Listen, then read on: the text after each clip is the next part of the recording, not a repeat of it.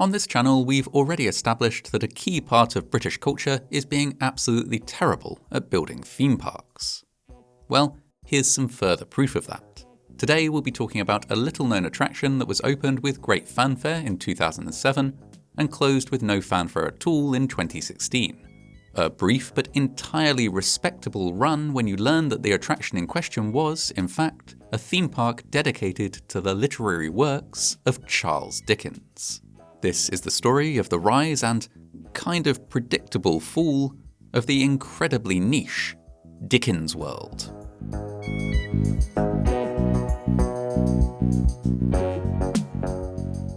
If someone pitched a Charles Dickens theme park to me, it would be, well, a good laugh, and then we'd ideally move on to some more serious suggestions. But to be fair to the place, let's take a moment and look at the vision of what this place aspired to be. First, in its favour, Charles Dickens is pretty cool and important. His name's got global brand recognition. Who hasn't heard of his famous novel, The Muppets' Christmas Carol? And if he's famous now, more than 100 years after his death, that's nothing to how famous he was when he was alive.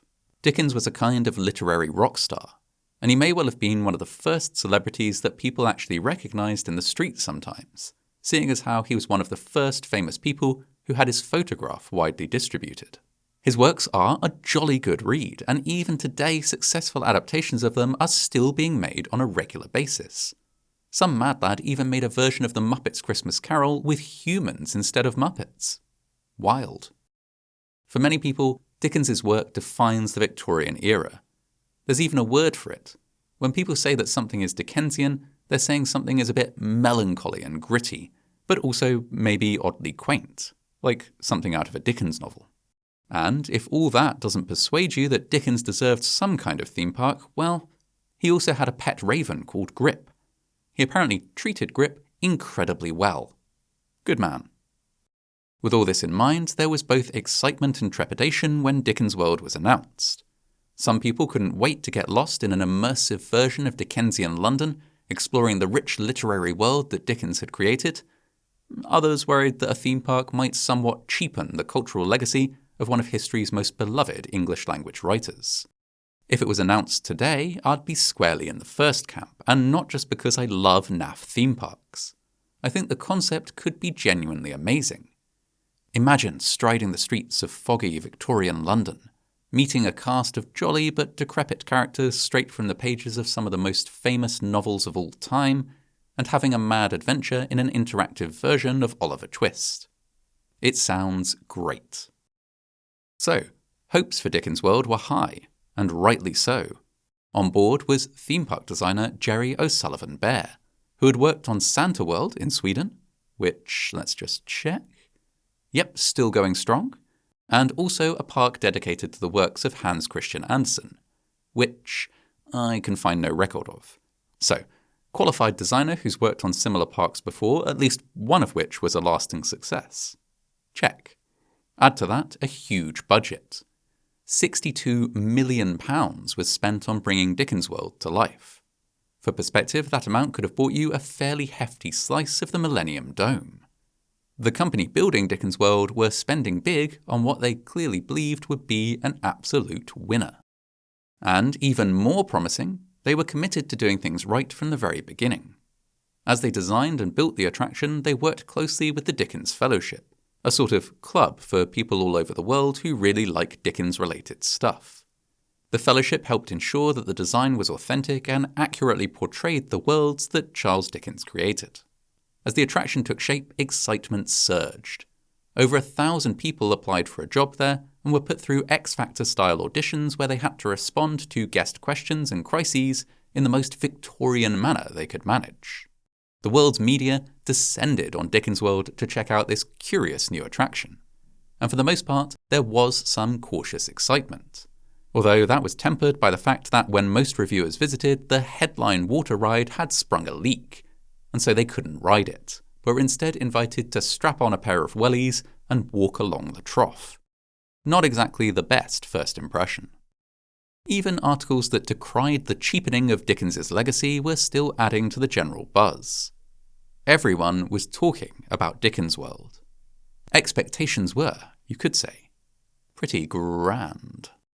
So, that all sounds promising, right? No way it could fail? Well, let's go on a little field trip, shall we? Dickens World has, spoilers, long since bitten the dust, but we can use our imagination. And a selection of press reviews. Firstly, we have to make our way to Chatham in Kent. Chatham was once a naval town, but after the Navy upped and left in the 1980s, it has made a valiant effort to establish itself as a tourist destination instead. It's been sort of successful. Ever heard of Chatham's historical dockyards? Yep, they're in Chatham. And they've got go-karting. Anyway, it's a bit out of the way, but it is reachable from London. So you hop on a train and an hour later you arrive at Chatham Station. Almost there. It's just a 20-minute bus journey or a 37-minute stroll. Chatham, by the way, was chosen because of Dickens's links with it. He spent some of his earliest years there, and his father worked in the docks, so it's clearly an important place for him. He even wrote about it in an essay titled, Dullborough Town. It's not the best review. But still, here we are. We've made our way to the doorstep of Dickens World, which happens to be in a riverside retail park alongside the Medway. We get our first sight of the attraction. There it is, sandwiched between the Pure Gym and the Nando's. It does manage to distinguish itself from its neighbours by having a pretty dynamic shopfront. There's a big clock which opens up on a regular basis to reveal a boat containing a mannequin of Dickens himself, plus 2 kids and a dog. They're all dressed in Victorian garb, and one review speculates that these are Little Nell, a character from the Little Curiosity Shop who died in childhood as a result of exhaustion and illness, and the Artful Dodger, a character from Oliver Twist who was caught with stolen goods and shipped off to a penal colony. The dog is Bill Sykes' dog, the loyal but much abused hound of Oliver Twist's villain. An odd little group then, but sure. They could all probably do with a day out. Anyhow, the Dickens mannequin says something, but you can't hear it over the sound of the big exterior screen on a nearby Odeon cinema. So, none the wiser, you head inside to find a completely unthemed lobby area where you pay your £12.50 for a ticket and head on up a completely unthemed staircase. At the top, you pop out into a bustling and rather stinky simulacra of Victorian London. Now, from what I've heard, this bit is actually quite authentic. Notice I didn't say good, but it's definitely interesting. There are a bunch of shopfronts and a Victorian cobbled square that you can wander freely around. It's peopled with lots of character actors, although in one review, hilariously, there aren't actually enough of them, so some of them are playing multiple roles, including one thief who had to arrest himself and drag himself off because there weren't enough police officers to do so. But that's a rare exception. The character actors are generally pretty good and they're giving it their all. They talk to you in character, tell you facts about Dickens and pose for photos. And the shops are interesting too. There's a replica of a real period greengrocer and a mock-up of a debtor's prison, another neat photo opportunity. They've also stuck in an oldie curiosity shoppy, complete with the old-fashioned spelling, even though that's not how Dickens spelt it. You visit a Victorian barbershop, stroll past a Victorian mill, and also pop into what turns out to be just a regular modern-day gift shop and a mostly unthemed coffee outlet. This whole area is pretty neat, but there's one thing that brings it down. The smell. In an admirable attempt to authenticity, the park has invested some of its £62 million budget in creating a kind of pervasive smell-o-vision to make the whole place smell just like Victorian London. The only trouble is that Victorian London did not, per the historical record, smell particularly nice. At the time, the Thames was, mostly sewage, and washing was something you did on special occasions. Here's a quote I found by Dickens historian Peter Ackroyd. If a late 20th century person was suddenly to find himself in a tavern or house of the period, he would be literally sick. Great. Well, have a seat on a grotty-looking bench and try not to be literally sick. Take some slow breaths and just wait for your senses to adjust. You'll stop smelling it after a while, don't worry. All good? Great. Let's visit some of the attractions. First up is Dothby's Hall, a schoolhouse where you can sit on uncomfortable wooden benches and be berated by an authentic Victorian schoolteacher. Form an orderly line, please. While you're being yelled at, You play a little game of snakes and ladders on a computer screen embedded in your desk, just like the school children of old. As far as I can tell, instead of rolling a dice to move ahead, you answer questions about the life of Charles Dickens. And if you prevail, you win Dickens points. Which do absolutely nothing, I'm afraid. Still, that was something to do, wasn't it? Let's move on. We'll skip the kids' play area, not because we're too old for that kind of thing, but because it's named Fagin's Den. Fagin was, of course, a kidnapper who abducted children, beat them with a toasting fork, and forced them to work as pickpockets. So, instead, let's head for Peggotty's Boathouse, which is, of course, a 4D cinema. You again sit on uncomfortable wooden pews and are gently sprayed with water and wafted with fans as you watch an animated film about, what else but the life and times of Charles Dickens. We should have done this before the schoolhouse. Well, next time. The cinema isn't too bad.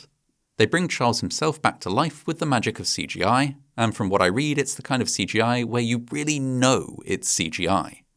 General consensus, a bit underwhelming, but fine. Let's move right on to another cinema-like experience, the Britannia Theatre, a show which features a mix of live-action animatronics and projections. This one's actually quite good. It rattles on a bit, but there's some neat special effects and it doesn't feel too educational. You leave feeling rather optimistic. Let's try the Haunted House next. This is a series of rooms with built-in Pepper's Ghost illusions. Pepper's Ghost is a projection trick that makes it look like a translucent figure is floating in space in front of you. Mixed with other effects as part of a haunted house, it can be very impressive. But here, it's the entire show. One Pepper's Ghost after another, and then a single live actor at the end. One of them is supposed to be Scrooge, but you leave the house with no idea who the others were meant to be. Optimism waning now, you head for the main attraction, the water ride. This is a brand new take on Dickens's epic novel, Great Expectations, rendered as a log flume. There's no queue. You stroll right on and take off at a glacial pace through several themed areas, including a graveyard and a sewer. There's not much going on. It's mostly different mannequins being lit up one after the other as indistinct voices play over a loudspeaker. There is a drop. Whoosh, splash, big waft of sewer smell, and then you return to edging along at 0.5 miles per hour until you return to the station. It's not quite the same experience as reading one of the finest coming-of-age tales of the Western canon. It's now been about 2 hours since you arrived and you've done everything. You have a drink at the on-site tavern, but you don't linger. The lack of light and the smell and the general darkness are getting to you. You head back out down the unthemed staircase and out into the sunshine. You've had a thoroughly mediocre morning, and now you smell faintly of mildew. Would you go back for a second try? Most people decided not only that they weren't going back, but that they weren't going at all. The attraction expected 300,000 visitors a year, and apart from the opening weekend when they had to turn people away, it never seemed like they were getting anywhere close to that number. The way I read it is that lots of people were willing to give it a go as a sort of novelty until the reviews came in saying it was garbage, at which point the Great British public decided not to bother. They had garbage at home after all. What went wrong? Apart from the general underwhelmingness, a lot of critics took aim at the subject matter too. I feel like Disney can do haunted and gothic and mock-depressing interiors because they're Disney. There's enough impressive stuff all around to balance it out. But a retail park in Chatham, maybe going full Victorian sewer, soiled the vibe a little. Plus, it's just a fact that a lot of Dickens's works are just really grim. Murder, poverty, imprisonment and crime in the squalid back streets of London. It's not exactly laugh a minute. As time went by, these factors all took their toll and the park went into a decline. You could say it fell into hard-to-navigate financial territory. The owners weren't keeping up with maintenance because there just wasn't any money to do so. They were losing £500,000 each year they stayed open and were basically being carried along by the Pizza Hut and Odeon on either side. In 2013, the original owners ran out of cash and the business went into administration. New director Lenny Andreu took the reins. He was, to say the least, keen. Indeed, he sounded almost outraged that the park wasn't working. Dickens World has so many qualities. There is nothing like it in Kent. It is a sleeping giant. For the money we are asking for, we should be on every mum and dad's list of things to do in half-term and at the weekend. There is nowhere in Medway where a family can be entertained for 3 hours for £22. Passionate as he was, though, Lenny had a hell of a job ahead of him. He needed to save money, so he shut the boat ride, slimmed down everything else, and turned it into a linear walk-through attraction rather than a free-roaming theme park. He also slashed ticket prices nearly in half. Dickens World was now mainly targeting schools in search of something vaguely educational to take their kids to. Did it work? No, it did not. Even with the cheaper tickets, schools just weren't that interested, and with the main attraction, and let's be honest, only real ride, now gone, the public didn't fancy it much either. The whole thing grew steadily shabbier and shabbier until in 2016, it abruptly closed its doors. It was over. The dream was in tatters. Dickens World was no more. Maybe that was inevitable. Maybe theme parks dedicated to literary figures just aren't what's fashionable these days. Or maybe Dickens World could have been great if it just managed to get its act together in time. We'll never know. But I'll leave you with this. I think that, despite its eventual failure, Dickens would have approved. I mean, who wouldn't approve of a theme park entirely dedicated to their life and work? But more than that, Dickens himself was a showman. He understood that people love a spectacle. In fact, he was well known for the flamboyant dramatic readings of his own works on stages up and down the country.